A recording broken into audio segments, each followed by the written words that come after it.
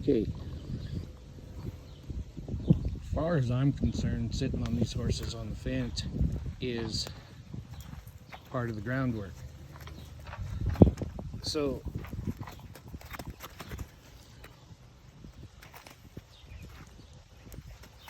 he's going to come over here. There. The first step is going to be what she just got done there. The second step is to sit on him, side saddle, and pet him. Side saddle, sit on him, side saddle. There you go. And you're going to rub him and pet him. The second step, stand up, sit on him, and get off. You sit on him and get off. That's step 2. Now you get up. Now when you sit down this time, I want you to sit down and pet him on the neck. That would be step 3. Now I want you to take your left foot off the fence and drop it. Just drop it. Now pick it back up and put it on the fence. That just proved that you can. Now drop it and relax. This is step 4. You just drop it down there and relax and keep petting him.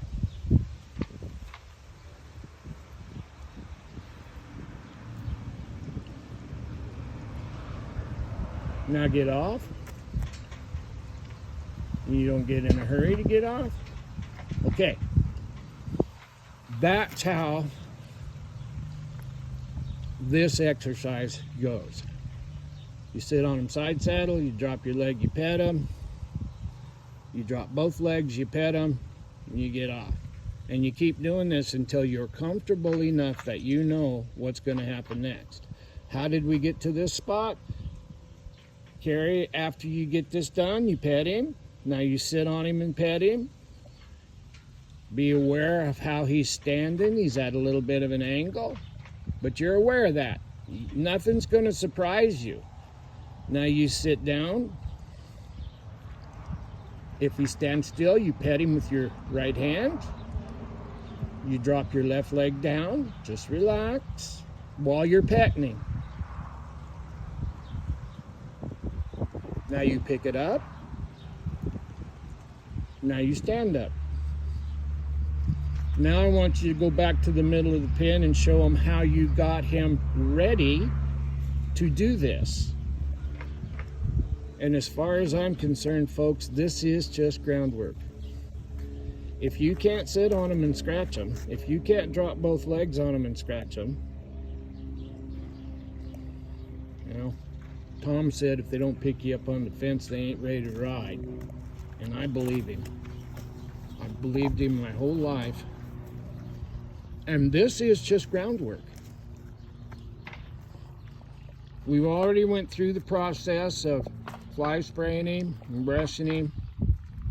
And now what she's going to do, she's going to send him around her. She's going to tip him up to a trot.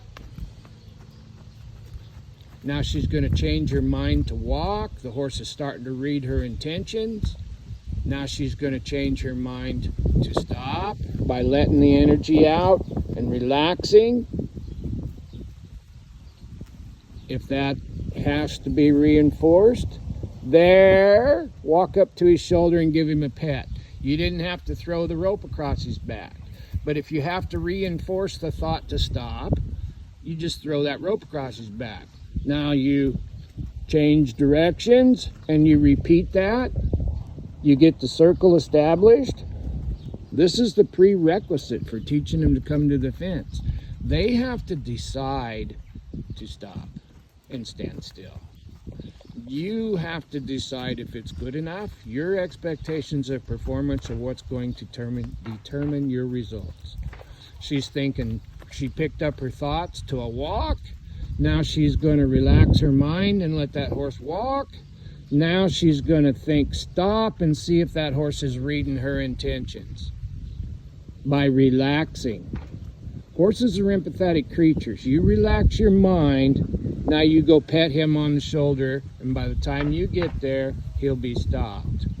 You're reinforcing that thought with you. Instead of throwing the rope across his back, you reinforce the thought by changing your mind to stop and then rewarding him. Horses are empathetic creatures. They can read your intentions. So now get yourself organized, come over to the fence and do the fence. And you do it nonchalant. These two exercises go together as one. And you problem solve while you climb up there. He has to assume the position. We do not use whips or flags to do this. This is that horse reading her intentions and following her feel. Now, her mind is on, I'm going to sit on you and then pet you. That's her intentions.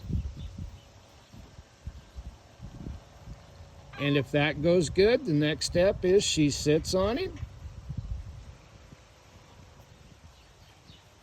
Her mind is on, I'm going to sit on you. That's her intentions. And she sits down and she pets him if he's still. Now her mind is, I'm going to drop my other leg down. While she's petting, she's not going to let go of the fence. She's going to drop her foot down and relax and pet him. If he's being really good, I want you to gently pick your hand up off the fence. Not pull it to you, just pick your left hand off the fence. And while you're petting, don't scare him by changing what you're doing. Now she needs to get off. So those are the steps of teaching a horse to pick you up on the fence. Without being able to pick you up on the fence, your groundwork isn't done, in my humble opinion. Carrie's took this horse from, he's dirty juicy. And that's what she's going to practice every day until she can pet him with both hands. It's a little bit windy today. You can tell by the flags. I've overwhelmed her and scared her a little bit by making her drop her leg down and pick her hand up. I want you to repeat that whole process, Carrie, and smile. So you know what you need to do. I want this whole thing to be smooth, and if it's smooth, we've done our due diligence. All of these pieces go together. The reading of your intentions.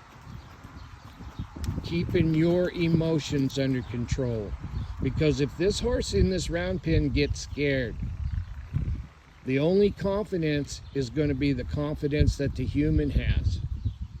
And that has to be enough confidence for both you and your horse. This may sound like voodoo witchcraft, but this is how I was taught. And I was taught by people that I believed.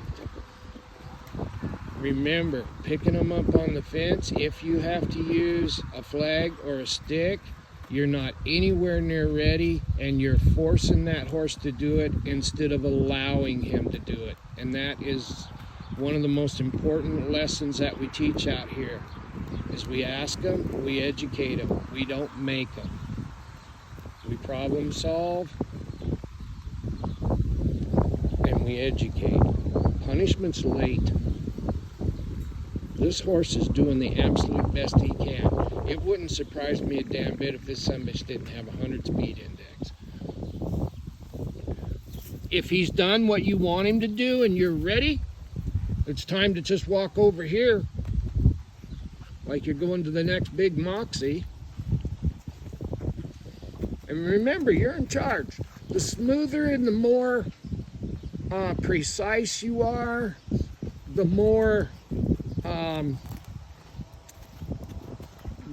you're just doing what you do because it's what you do, the confidence will just flow through this horse, and it will flow through you.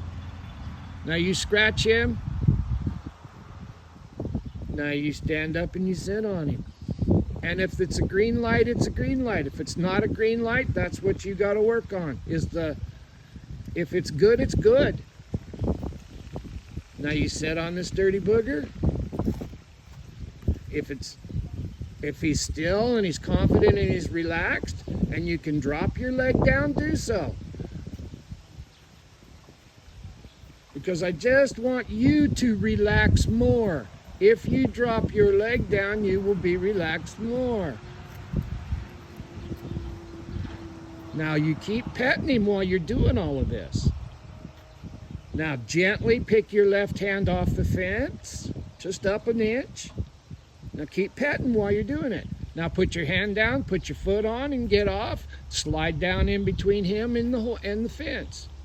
And remember, while you're sliding in there, you're touching him all over. That's where your leg goes, isn't it? We're always thinking about the future. Carrie, how did that feel? Good. Do you feel like you're understanding this process? Yeah.